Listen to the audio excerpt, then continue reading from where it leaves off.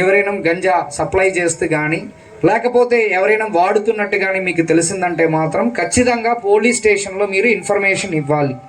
ఇచ్చారంటేనే ఇంకా మిగిలిన అందరికీ స్ప్రెడ్ అవ్వడం అనేది మనం కంట్రోల్ చేయగలుగుతాం. ఓకే, అదేవిధంగా అమ్మాయిలకు సంబంధించిన వీడియో కూడా చూసాం. రీసెంట్ టైమ్స్లో 16 వయసు 17 వయసుల అమ్మాయిలు కూడా పారిపోతున్నారు. దేనివల్ల? Social media.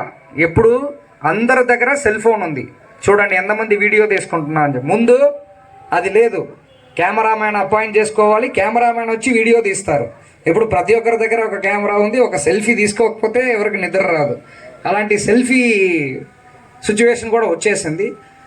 అందరికీ మొబైల్ ఫోన్ అనేది ఈజీ అన్నమాట.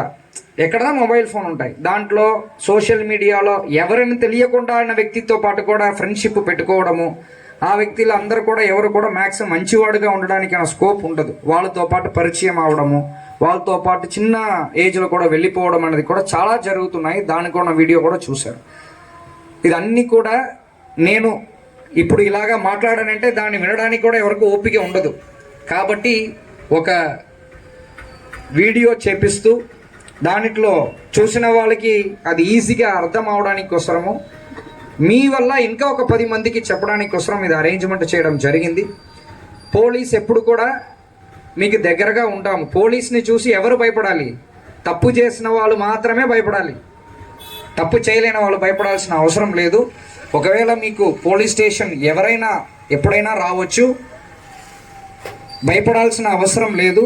మేము కూడా ఎవరు వీళ్ళు ఆ కులాలు, ఆ మతాలు, ఆ పార్టీలు, ఈ పార్టీలు అని చెప్పి ఏమి చూడకుండా నిజాయితీగా మేము కూడా తప్పు ఎవరు చేస్తారో వాళ్ళపైన చర్యలు తీసుకోవాలంటే మేము దానిపైన మనం గట్టిగా ఉంటాము. సో నా తరపు నుంచి కోరికలు ఏంటంటే మీరందరూ కూడా ఎలాంటి ఇబ్బందులు లేకుండా కలిసిమెలిసి ఉండాలి.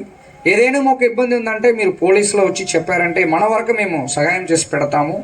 సో అందరూ యువతలు అందరూ కూడా బాగా చదవాలి. చదవడానికి అనేది ఏదైనా సపోర్ట్ కానీ గైడెన్స్ కానీ కావాలంటే కూడా ఇవ్వడానికి నేను మన పోలీస్ తరపు నుంచి కూడా రెడీగా ఉంటాము.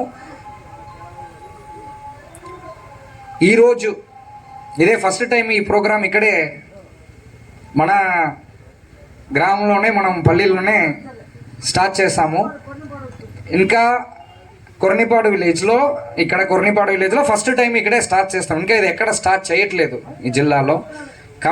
వస్తున్న రోజుల్లో కూడా, రాబోయిన రోజుల్లో కూడా అన్ని చోట్ల కూడా ఇలాంటి ప్రోగ్రామ్ కండక్ట్ చేస్తాం. కాకపోతే నాకు ఎప్పుడు కొర్నిపాడు గుర్తుండిపోతాయి. అక్కడ కాకినాడలో పోతూరు విలేజ్ అని చెప్పి ప్రతిపాడులో ఫస్ట్ నేను వెళ్ళాను.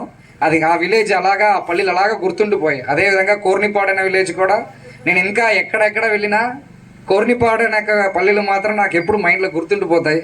ఎందుకంటే ఫస్ట్ ప్రోగ్రామ్ మనం ఇక్కడే స్టార్ట్ చేయడం జరిగింది. సో మీరు అందరూ కోరికలు అంటే సీసీటీవీ కెమెరాస్ ఎక్కువ పెట్టండి. అంటే నేరాలు చాలా జరుగుతున్నాయి. పెద్దదిగా ఏమి మీకు ఖర్చులు కూడా అవ్వదు. సీసీటీవీ కెమెరా 4,000 ఒక సీసీటీవీ కెమెరా. మీ ఊరిలో అన్నీ కలిపి 5 జంక్షన్లో 4 జంక్షన్లో ఉంటాయి అంతే. 25,000 to 30,000 పెట్టారంటే మన గుడికి